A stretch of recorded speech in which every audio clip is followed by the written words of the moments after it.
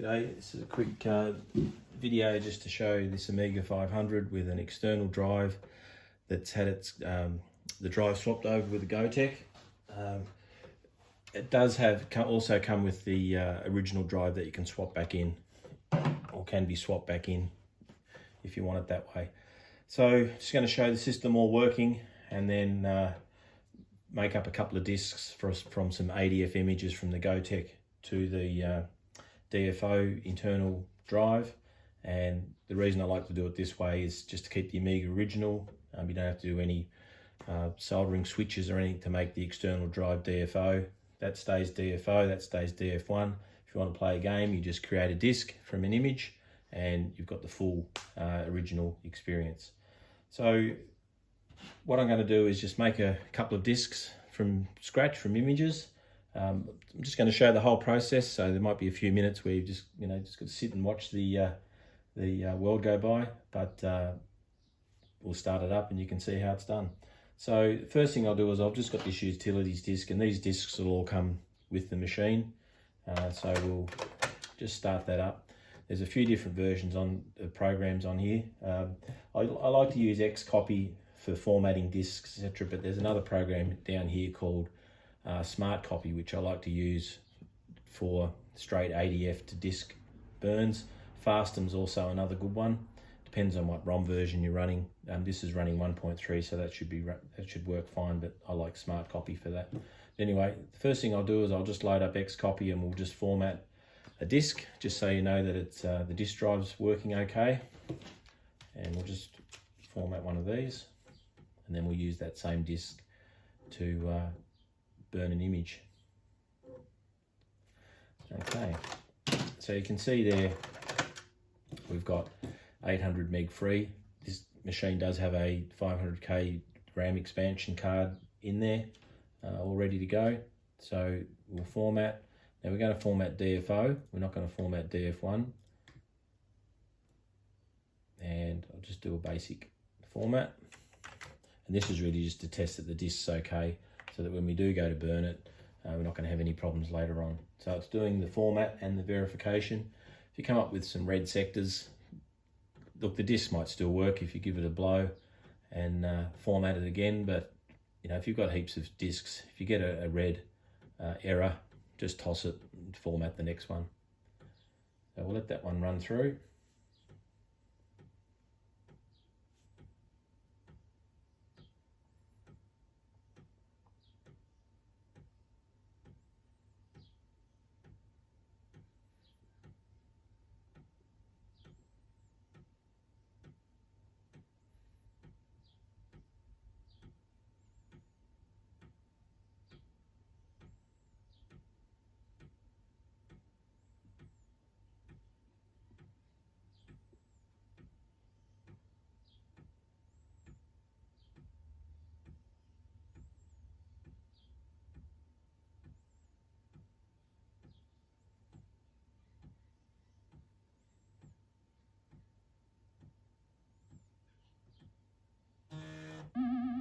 Okay, so we've got a good formatted disk there, but then also shows you that the disk drive in this Amiga is working well. Okay, so I'm going to put the utility disk back in. We'll reboot. I want to load up Smart Copy.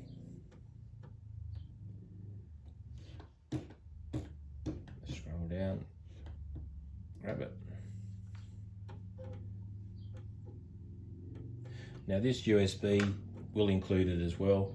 I'll put a folder on it that's got heaps of ADF images, and then you just copy that to your PC and then probably remove that folder.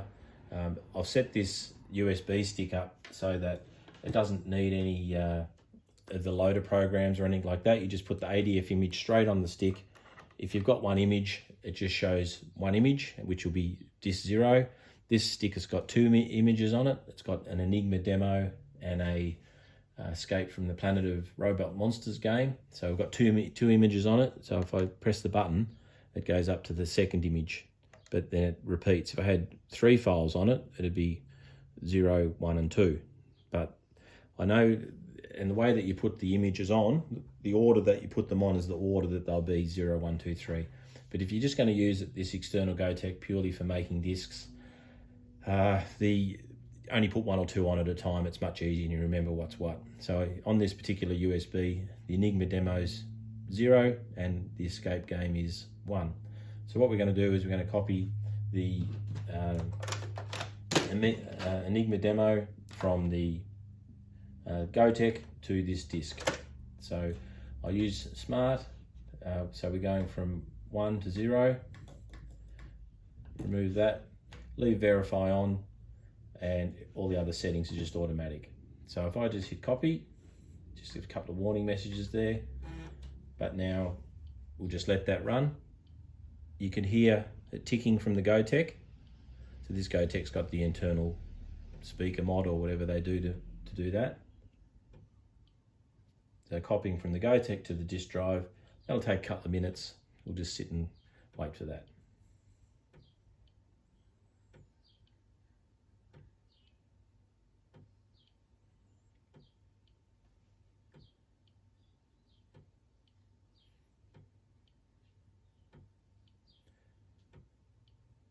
I might mention now while we're doing it, the power supply that comes with this Amiga is a good power supply. It's been tested with the 5-volt rail at 5.15, so it's within tolerance of within 10% of 5. If anything over 5.25 you probably don't want to be using. You can get aftermarket power supplies for more peace of mind, but I find these old power supplies are still fine if you test them regularly. You can get little testers on eBay just to see how the voltage is going, but I test this one regularly and it's pretty stable around 5.15, so that'll come with the machine as well. Also comes with the modulator that you may be able to see plugged in the back, and an AV cable, and a good working tank mouse. So everything that you need to use is there. You don't get the TV, but if you've got any old LCD TV, I like to use Sony Bravias, small one, large ones, whatever you want. Or if you've got a old CRT or a Commodore monitor, even better. But you can get this whole computer bundle. Just plug it into a TV that's within up to a few years old, or from a few years old on that's got AV connections, and you won't have any trouble at all.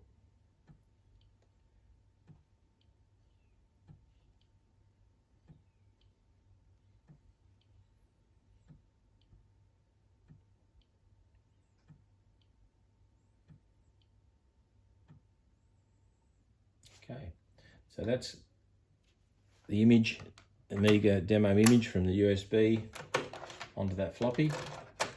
So we'll just boot it. I do like to turn it off to clear the memory, but we'll just boot it and see if that works okay. If you get a guru error, just reset again or turn it off, just clear the memory. But okay, there we go. So we'll give that a couple of minutes just so you can see it fire up.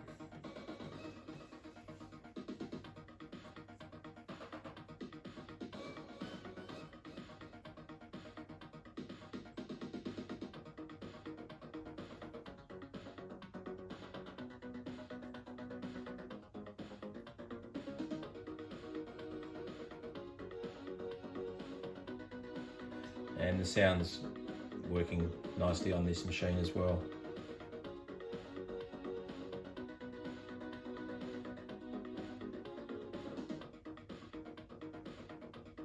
Okay, so we'll do one more. I'll just reboot that again. Go back to utilities. Actually, I'll use Fastum this time. We'll use a different program. See how it goes.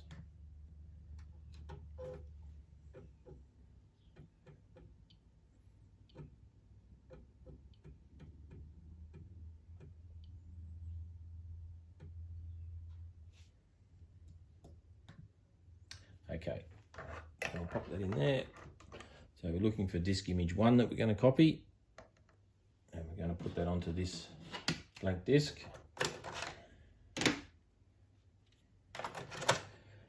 Okay, I think fast copy will work. We'll see how we go there. We'll go up, we'll do a verify. Actually, I won't do a verify. We'll see if it's quicker. And the target is 1. So Fastum already sees the DFO as 1, so target's 1, and that's why this one's not going to work, because we don't want to go from 1 to 1. I can't change that on Fasten. So yeah, that program's not going to work. We'll go back to plan B or A. So we'll go back to Smart Copy. If you took DFO out, Fasten would work just from that disc to that disc.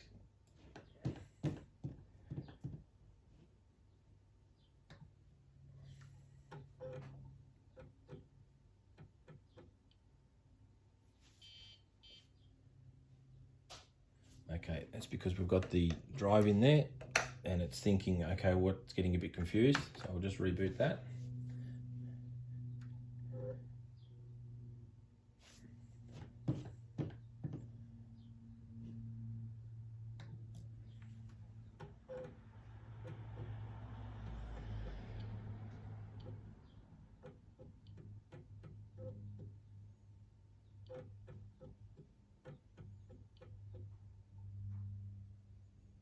Okay. Pop the disc in. Pop the disc image in. Make sure it's on 1. Smart Copy, going from DF1 to DFO. No DF1. Verify. It looks all right.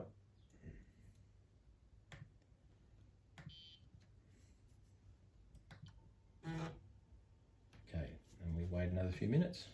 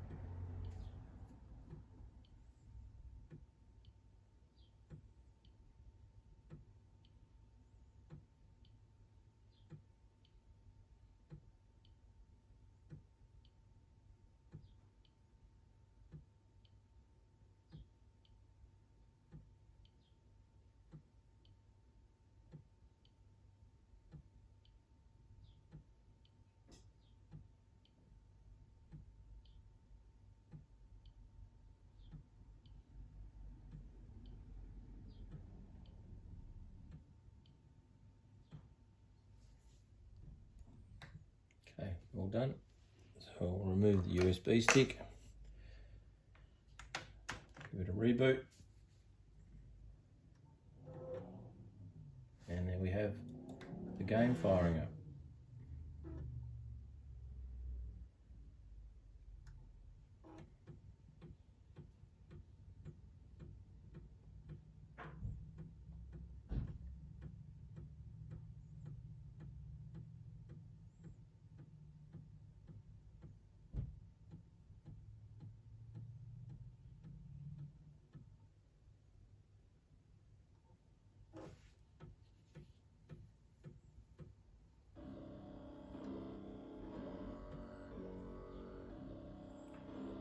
I like this game.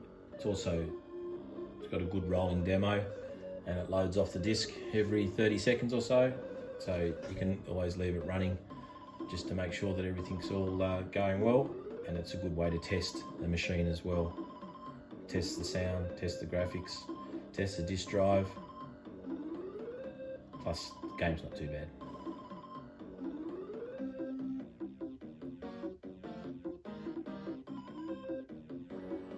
Okay, so that's pretty much it. Complete Amiga demo or Amiga setup. You make your own demo discs, make your own game discs. I'll include a batch of other blank discs there as well, plus these discs that were made up using this machine. Include the USB stick, and I'll put a folder with many ADF images on there. Most will work. You get the old one that may not work with a 1.3 workbench or 1 mega RAM, but nearly everything that you'll remember if you used to use the Amiga in the 80s and 90s should work on a 500. So yeah, thanks for watching. Bye.